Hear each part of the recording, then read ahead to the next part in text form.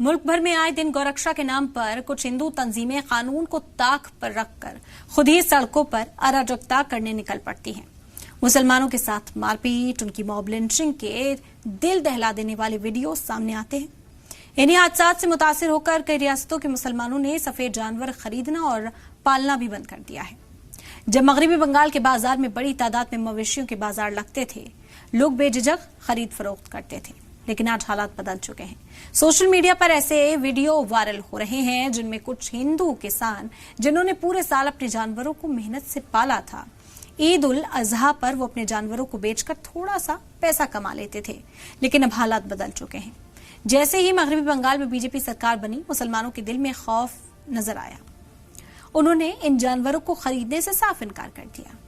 अब हालात ये हैं कि मुसलमान खुद पशुपालकों से कह रहे हैं कि आप इन्हें बेचिए मत, वापस ले जाइए, हम इन्हें नहीं खरीदेंगे।